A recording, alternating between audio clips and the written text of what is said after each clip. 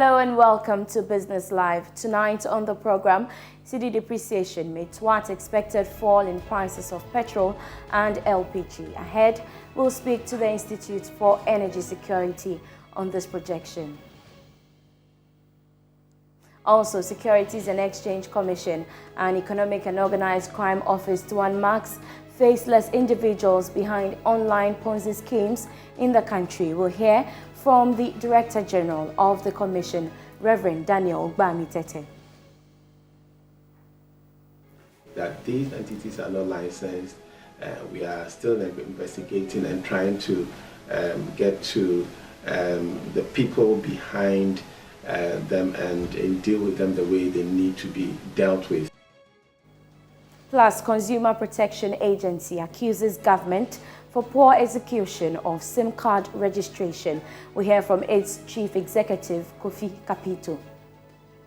Very, very disappointing in the telcos in the sense that they should even show government that it is not prudent in terms of business.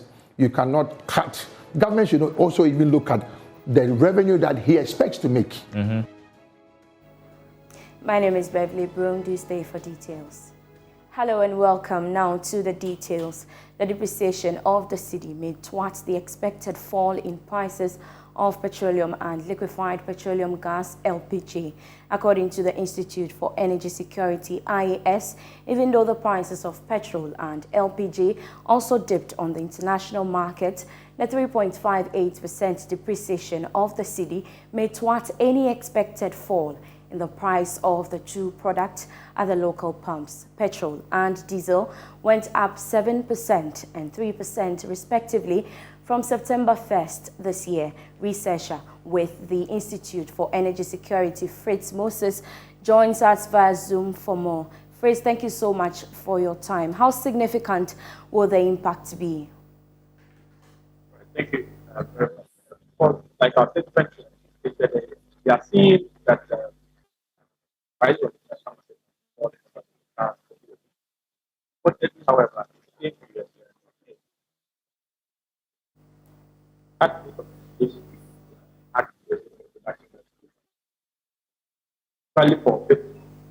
however, you look at products like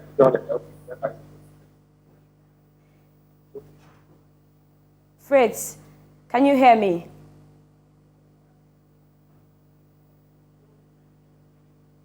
Hello, Fritz.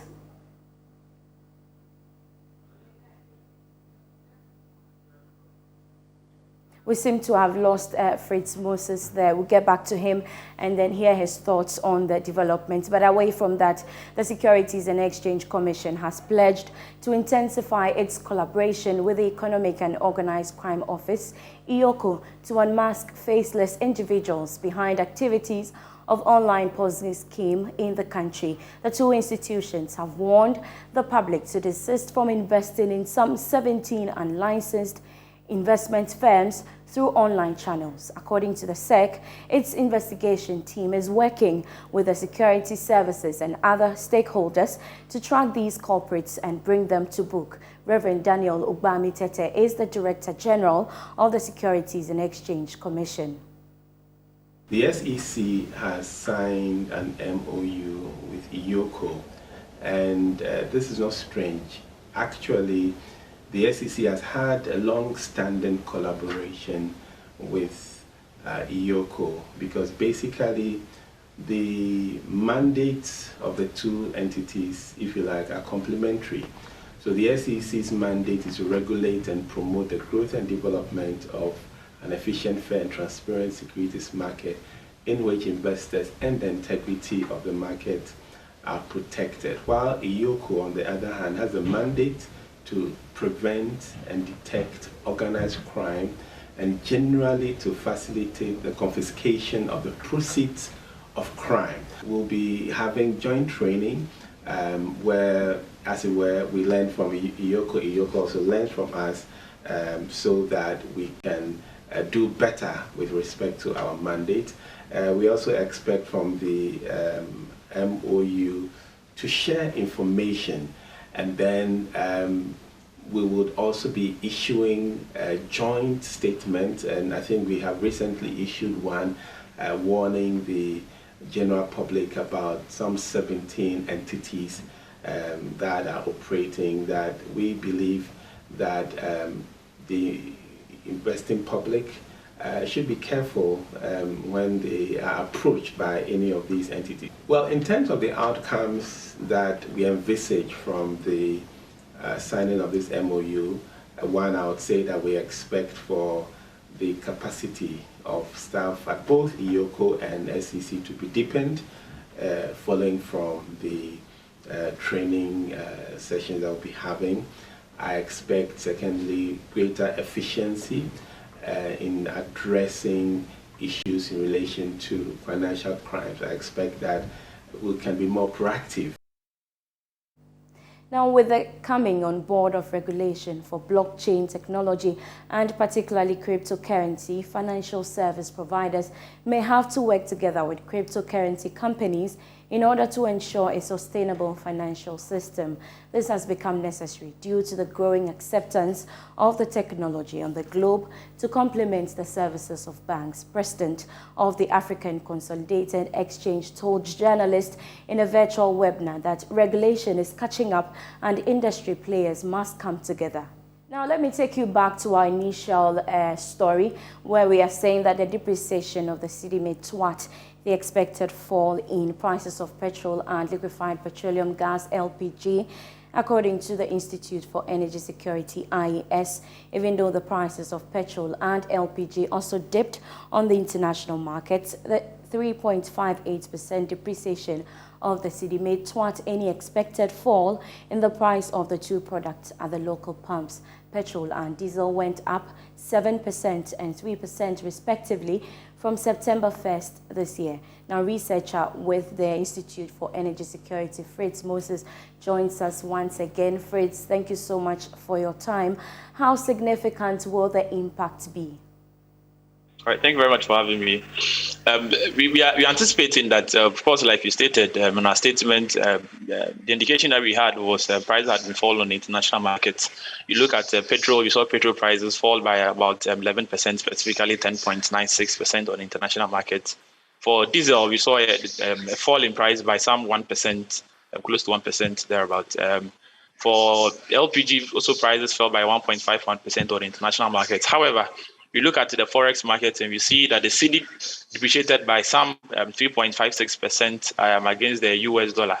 And so we are anticipating that with this depreciation of the cedi, the gains that we made on the international markets with regards to diesel, where prices fell by close to 1%, and then LPG, where prices fell close to 4%, close to 1.5%, those gains would not reflect on the local markets. However, we may rather see an increment in prices at the various pumps, although marginal for some OMCs. Of course, other OMCs that are looking to increase their market share may decide to maintain the current prices as they are at the various pumps for both diesel and LPG. But what can be done to mitigate the impact on the long-suffering consumer? Well, unfortunately for most consumers outside Ghana, we are seeing they continue to see price falls at the various stations or outlets.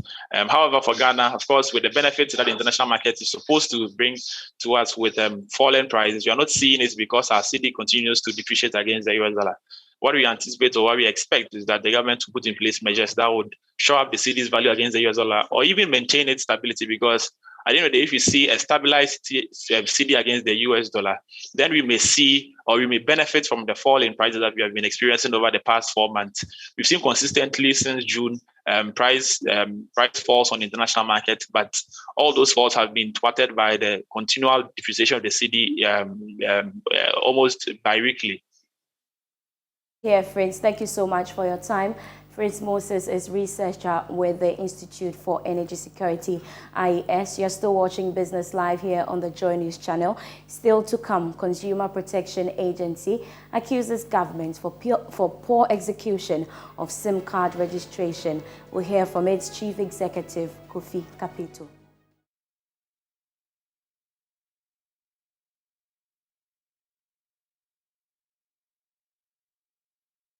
Thanks for staying with us here on Business Live. Now to some other stories. Chief Executive of the Consumer Protection Agency, Kofi Kapito, has called on the government to introduce some social interventions to cushion customers against rising cost of goods and services. Inflation is now at a 21-year high, hitting 33.9%. Consumers are becoming helpless as businesses pass the cost onto them. Mr. Kapito says the government must step in to protect the interest of consumers during these challenging economic times. Like somebody said in the United States, everything is going up except our paychecks. You know, our paychecks are not going up. But in other jurisdictions, people make decent salary. And there are social interventions. Social interventions. Here, there's no so. Even when we do social interventions, it's politicized. They ask you, are you NDC? Are you MPP? So how do we even cater for the masses? Look, government needs to play a big role, and time has come. We always talk about government. Well, you tell them to cut down their expenditure. They will cut some small bit, and they make it look like they've done you a big favor. No. Mr. Kapito also criticized the Minister of Communications and parliamentarians for the SIM registration chaos. Very, very disappointing in the telcos in the sense that they should even show government that it is not prudent in terms of business. You cannot cut. Government should also even look at the revenue that he expects to make. If you block that based on the numbers that are here is being blocked, can government afford to lose that taxes? Look, we all agree, I'm 100% behind SIM registration. The whole thing starts from the fact that the law is one of the most ridiculous laws ever passed in Ghana. I'll tell you the reason why. I'm so disappointed in parliamentarians. And I'm talking about parliamentarians, both sides, who sat and made a law that you can only use the national ID card to register. When I have a passport, which is biometric, when I have a driver's license, which is biometric, even to the extent that my passport is accepted internationally. Management of leading oil marketing company Guel has donated 2 checks with a sum of 150,000 cedis to support the running of the Osu Children's Home. The donation is one of many done this year by the company as part of its corporate social responsibility.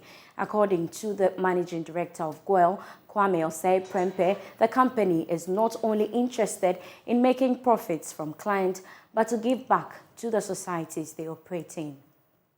When we had a letter from the management of this school that they were stressed, what was heartbreaking was the fact that they were sleeping in darkness. The children were sleeping in darkness because of light bill. So management decided that we could do something to help. And that's why. So we stepped in just to alleviate the hardship being faced by the children here. There are children who are vulnerable without the parents, some are sick, children with disabilities and other things. So, and if they are having hardships, we could, and we felt that we could do something to alleviate the hardship. That was the only motivation for us. Guel belongs to Ghanaians. Ghana government, boss, SNET, and 15,000 individuals.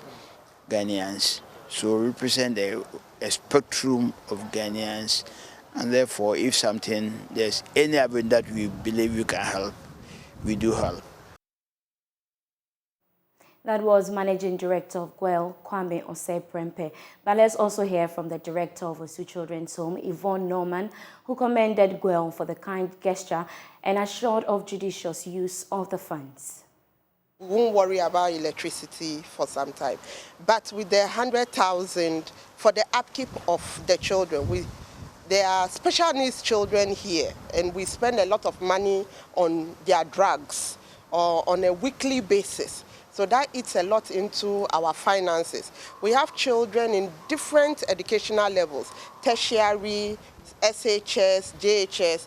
For the tertiary, we pay the school fees, their hostel fees, their monthly allowance, and other things they need that are not donated to the home. And generally the home, we need money for maintenance, especially because it has to do with children.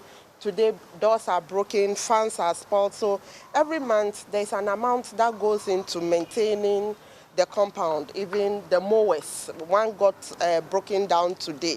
So a lot goes into maintaining the compound itself and feeding. Corporate entities are being urged to take advantage of workspace solutions that provide shared overhead cost. According to Africa Works, first uniquely Pan-African flexible workspace provider, companies get to share an office space which comes at a lower cost and a maximized profit. Founder and CEO of Africa Works spoke at the official launch of his outfit here in Accra. According to Gregory Schosberg, Ghana is one of Africa's growing economies, hence the decision to expand its cost-effective, efficient office space model to the Accra market. He spoke at the official launch of Africa Works in the country. Our ambition is to have 5 Africa Works by December 2023 here in Accra, and our vision for the continent is to have 100 Africa Works spread out in 20 cities over the next 5 years. Our purpose at Africa Works is to unlock Africa's potential by strengthening the continent infrastructure. So it's not only about providing spaces, it's about really helping all our members, very big companies, small companies, medium companies, to grow. And really our promise and what we're trying to deliver is come to us and focus on your business and grow your business. We take care of everything else. Meanwhile, Managing Director of Africa Works Ghana, Josephine Juga, says the workplace also provides networking solutions for businesses to enhance their growth. We're going to introduce the concept to them. We expect them to try and understand. We expect them to be flexible enough, to be open enough to understand the concept that we are offering to them, that we are there to serve them, we are there to help the business grow. We will offer networking solutions. We have a lot of networking events for you to network with as many clients as you can. The space alone offers you your clients in the space. You don't have to go too far to get business. So we offer a lot of networking opportunities for clients for able to grow their business. Africa Works has so far opened 2 co-working spaces in Accra, with one located at Airport City. On that note, we end Business Live, but we have more business news when you log on to myjoyonline.com/business. My name is Beverly Broohm. Enjoy the rest of our program.